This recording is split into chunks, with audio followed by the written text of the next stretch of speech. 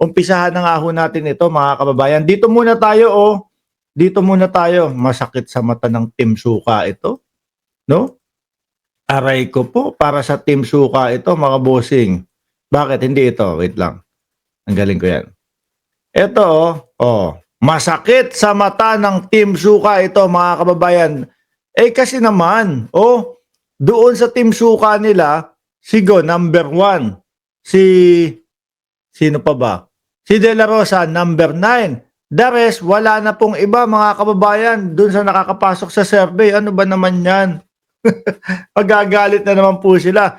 Kasi, wala Tapos, eto pa masaklap po doon sa Team Suka, mga bossing. Ang masaklap po sa Team Suka, mga kababayan, si Bongo, di kalaunan, kukunin din po ng ICC yan. Si Bato de la Rosa ngayon, hindi na mahagilap. No? Nasa secret location na daw po si de la Rosa. Sayang din, yung mga kandidatura nito, hindi din makakapasok. Saklap naman talaga ng kanilang ng kanilang dinaranas ngayon. Sabi ko nga ho sa inyo, mga kababayan, na kapag kung ano yung pinaggagawa mo na labis dati, pagbabayaran yan sa mga darating na panahon. Kaya tayo, kung ano lang yung dapat, kung ano lang yung tama, kung ano lang yung nasa batas, dun lang tayo.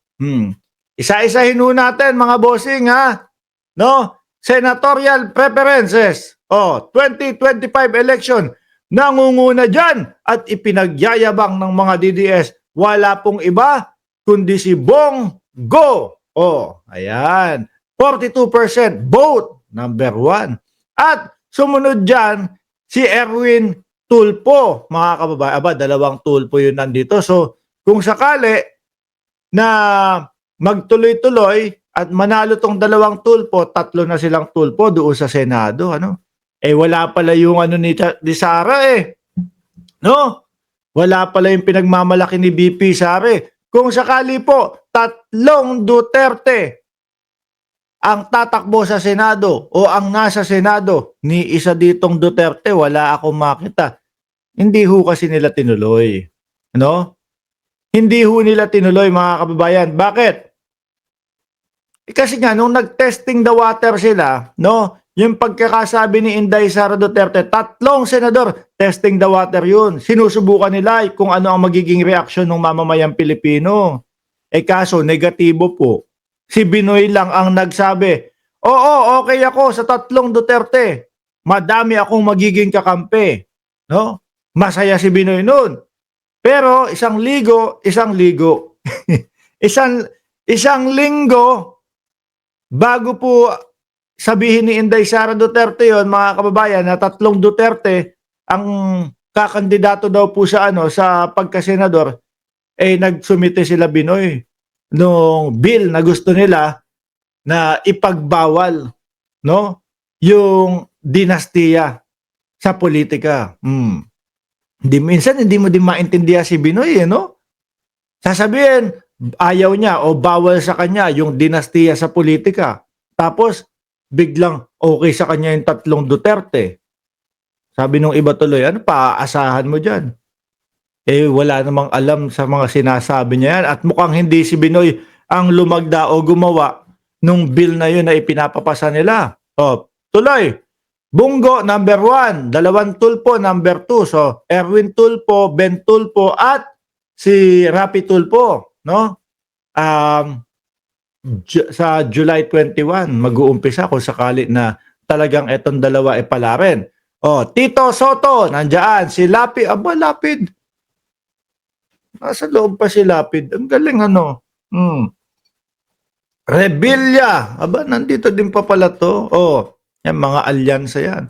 Cayetano. Lacson, number 7, 8. De La Rosa. Boss Boss ba to? Tuloy pa ba to?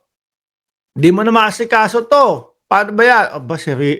Si Willie Rebilla, mga kababayan, nandiyan din sa loob. Diba? Saan ka pa? Partida pa yan. Wala pang plataforma de gobyerno. Wala, ibang klase talaga yung mga kapwa natin Pilipino. Basta sikat, sok pa tayo diyan, 'di ba? Basta sikat, iboto natin 'yan.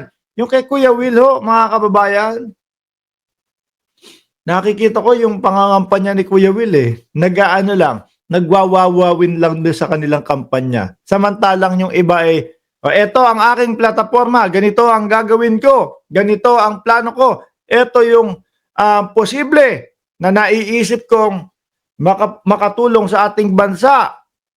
Yung kay Kuya Will, wawawin. Kasama yung mga dancer. Wala nga plataporma kasi pa. 'Di ba? Pagkapanalo na lang daw. Nandiyan si Abby Binay, pang 11 to 13. Ito, medyo delicate so yung mga ganitong posisyon. Actually, yung from 10, 10, 11, 12. O minsan 9, nalalaglag din yan. 9, 10, 11, 12, nalalaglag yan, mga kababayan.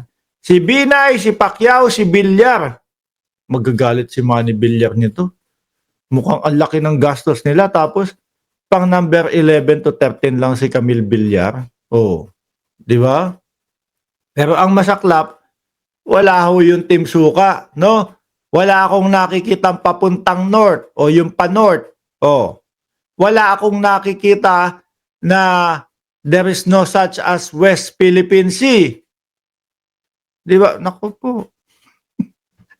Ano nangyari sa kandidatura ninyo? Sino pa? Wala akong nakikitang kayong mga basher, mamatay na kayong lahat. Wala akong mga nakikitang kandidatura nun. Yung dalawa, mga bossing, hindi ko naman kilala. Paano ko naman masasabi yung pangalan ng dalawa na? Hayaan na natin sila. O yung doktor yata yung isa, tapos yung isa Wala akong nakikita ditong kumanta ng Let Me Be The One. Sorry, Team Suka. Sabi ni Pinoys, si Aimee anyare. Si Aimee daw, hindi niya alam. Kumalas na. Si Senadora Aimee Marcos sa alyansa, sandali. Ipapakita ko sa inyo to. Ipapakita ko sa inyo yung kumalas si Aimee sa anong tawag dito? Sa alyansa. Wait lang ha. Yan yung sunod natin topic merong ipinahayag si Senadora Aimee Marcos. Nandito Wait. Iaangat ko ha. Nandito. Sandali lang. Kalma lang kayo. Ba yun? Layo. Ito. Kumalas na, no? Sabi ko nga kumalas man o hindi yan, ganun pa din. Ganun pa din. Hindi naman din iboboto ng ng mga DDS at hindi din iboboto ho yan, mga kababayan, ng mga kakamping. Pati ho yung mga government supporter, malabo din hong iboto si Senadora Aimee Marcos.